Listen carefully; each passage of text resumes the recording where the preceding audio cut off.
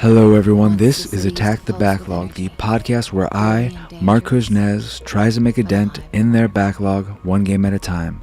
This is episode 4, Mirror's Edge, a first-person parkour game where you hop, jump, slip, slide, stumble, fall to your death over and over and over again, and everything in between, in order to deliver packages unbeknownst to the government, because they are watching your emails and your snail mails, but they're not watching the runners, which you are one of as you play as Faith, who at the very beginning of this story are delivering a package to another runner, and then they tell you that your sister Kate is in some kind of trouble, and they're trying to frame her for a murder of some high up person who is trying to become the new mayor, I think. And there are double crosses, and people you think are good turn out to be not so good, and then people who are bad, maybe they're okay, and there's a bunch of crap is going on. And I stopped following it because it's not a particularly well told story or interesting story. A lot of the story is told in these sort of motion comic cutscenes that look really bad and aren't all that engaging. But really, who cares about the story? This game is about the first-person platforming, being able to just free run all over these rooftops and inside these buildings and whatnot, and it's supposed to feel real good and smooth and have a lot of momentum going for it. You know, you get in the groove and you're just feeling great. You're feeling unstoppable. But it feels terrible. I hate this game. This was a really hard game to finish, despite it only being probably, if I take away all the times I had to repeat sections, 4 hours, maybe even less than that. It is a very short game, but you will likely, if you choose to play it, have to repeat sections, not only because the platforming is really finicky, but there is combat in the game, and the combat is absolute trash, but I'll get to that later.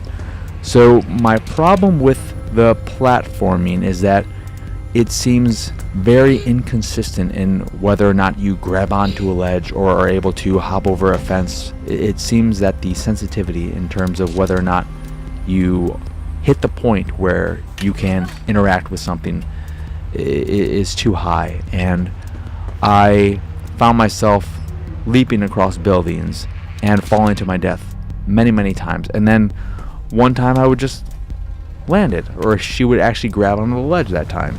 And it never felt like, oh, I just didn't jump soon enough, or I jumped too soon. It never felt like I got a grasp on why I was failing when I was failing. And when I was succeeding, I never felt like, oh, now I know what the problem is. It was very inconsistent. And the game is about momentum and building up these really long lines of just free running smoothness, of ducking under something and then hopping over a little fence or whatnot, and then jumping across a building and doing a roll and continuing doing a wall run and doing all this without stopping, without thinking about where you're going. But the way the world is built and you're going across these ceilings, it's not always super clear where you have to go. There is a button on the controller. I was playing on an Xbox One, and I think it was the B button that points you in the direction to where you have to go. But while this functionality was useful most of the time, it takes away from that momentum, because it means you have to stop, even if you're not stopping. If it's telling you that you're not going in the perfect path, whether it's slightly to the left, slightly to the right, it's going to hurt that momentum.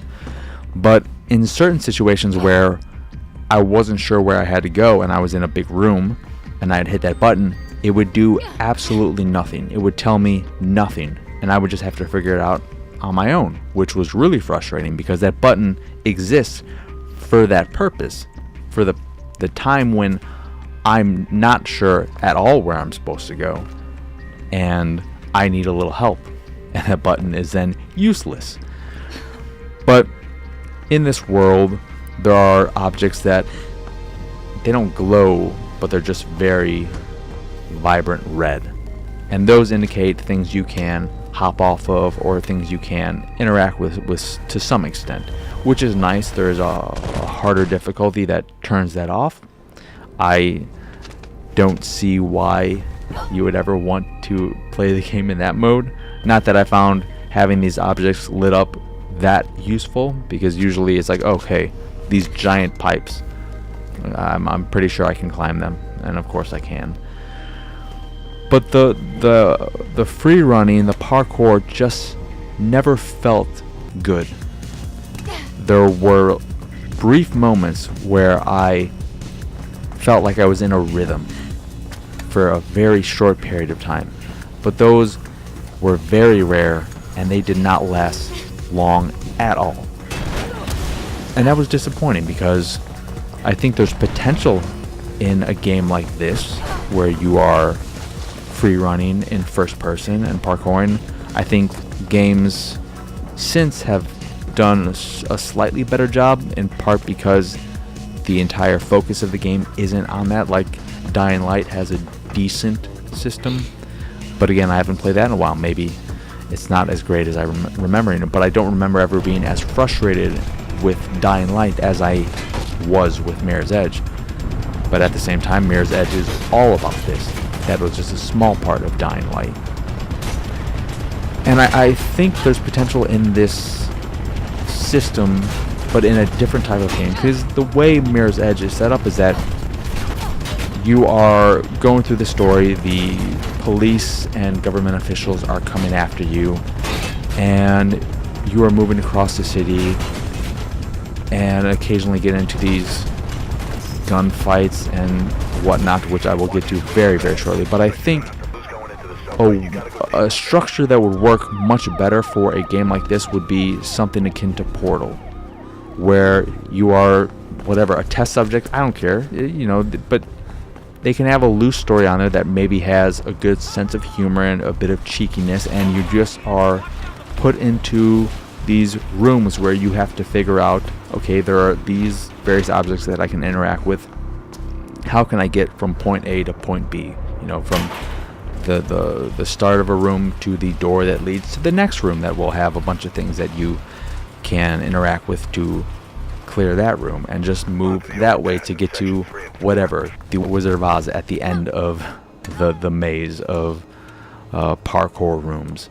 I think that kind of setup for a first-person platforming parkour game would work much better than this game that tries to have a more traditional narrative that isn't engaging and ends up having all these encounters with enemies who are trying to kill you that make the game even more frustrating than it already is, because the platforming is a bit wonky. So the combat involves you taking on enemies who have guns. You can disarm them and then use your guns. If you're using guns, the gunplay feels terrible, and when you pick up a gun, it has not many bullets in it. You can't reload or anything because you're not carrying extra ammunition. Makes sense. But what makes it so annoying is that they come in big waves at times, and they just shoot you relentlessly, and it just seems like it's there for no reason other than to make it more difficult when it doesn't need that. There is no reason why the combat needs to be there. And the worst thing I ever heard throughout the entire game, and I hear it multiple times, it's a collection of words that I will always be triggered by now because of Mirror's Edge, and I never want to hear it ever again. But it was something along the lines of, there are blues up ahead, better get ready for combat. Every time I heard the little voice in your ear, who is, I don't know who that guy was, I don't remember, but every time he said, blues up ahead, get ready for combat, I was like, well, shit, this is gonna be terrible. And it always was. I would say, if you do plan on playing the game, the maneuver you have to get good at right away is the slide and kick mechanic, because that's the best way to disarm these people. Instead of trying to actually disarm them through melee, because there is melee combat. You can punch and you can counter somebody with a weapon and disarm them that way, but that doesn't work. It tells you that when the gun glows red, you can press the Y button to disarm them. That is incredibly inconsistent and does not work all the time. I would press it when it was red. It seemed like it would maybe work more often when you hit it just before it would have turned red. I don't know. All I know is that if it's red and you press the counter button, doesn't mean you're going to counter, which is really annoying and frustrating because they tell you it's going to work and it doesn't work. But sliding and then kicking them and then kicking them again will take down the weakest enemies, and then if you just do a few more melee punches with stronger enemies other than the ones with the 50 caliber guns, you can take them down pretty easily. The 50 caliber ones are the only enemies that I think you really have to just brute force the counter system to disarm them. And there are situations where you have to engage in combat, because if you try to ignore them and just move on, they will kill you before you can get to where you need to go. In a good amount of, and this is me playing it on easy, because I was playing on normal and I was getting way too frustrated, and I just wanted to get through the game at that point. I was like, I don't care. The difficulty just changes the, I think, health you have or something along those lines, and maybe the accuracy of the enemies. It doesn't affect the actual platforming. So I was like, well, why even bother playing this on normal, which affects this terrible aspect of the game. But I just am befuddled as to why they included combat in the game, because it adds nothing and only hurts the experience, and hurts it significantly. It's not like it's a minor inconvenience. No, it makes situations so much worse, and it's far too frequent in the game. There's much more combat in the game than I expected. So yeah, that was really disappointing. There are just these moments where I would see that I had to get from point A to point B, and I would try to, and there are times where I tried and failed making a jump a dozen or so times, and then I would land it and I did nothing different, which was, I know I keep saying the word frustrating a lot, but that is the best word for this game. It is so frustrating and disappointing. Those are the best words to describe this game. Frustrating and disappointing, because I went into this game wanting to love it. I was so excited for it, and I thought I remembered liking what I played of it before, but when I jumped back into this game, I realized I never even finished the prologue when I played this back when it came out. And I guess that should have been telling that I didn't even get through that, but it's just a really disappointing game.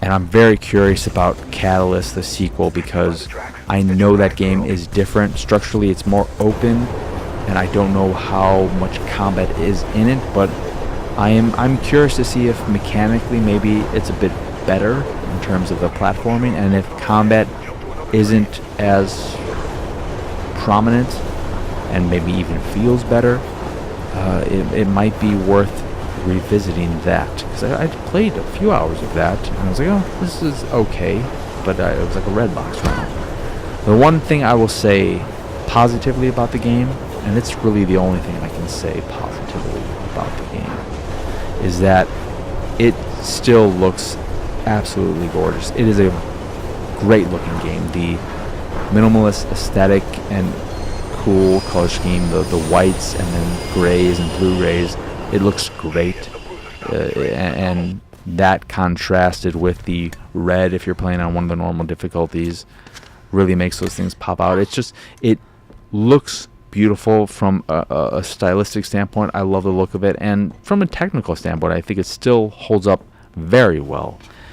So visually speaking, it still looks great. I'm blown away by how good it looks, being a almost 10-year-old game at this point. So there's that to look forward to if you play it, that it'll be very pretty. But outside of the visuals, I did not like a single second of it. It was the hardest game so far for me to finish, and I just, I don't know. It is just a super disappointing game, and an unexpected disappointing game. But that is Mirror's Edge, which is available on Xbox 360, PlayStation 3, PC, and Xbox One via backward compatibility, and it is Xbox X enhanced, which is nice. So yeah, if you're interested in checking it out, give it a go. Maybe the jumping and skipping and sliding will feel better for you. But that will do it for this here episode of Attack the Backlog. I hope you all enjoyed it, and thank you as always for watching or listening to the show. You can check it out on all the podcast services you could ever hope for, like Spotify, Google Play, Apple Podcasts, Stitcher Radio, and whatnot. And if you'd like to check out some more stuff, you can go over to pixelatedsausage.com and check out everything else we do over there. And if you'd like to support the site in general and Attack the Backlog and everything, please go over to patreon.com/pxs and support us over there. And now I will say bye bye.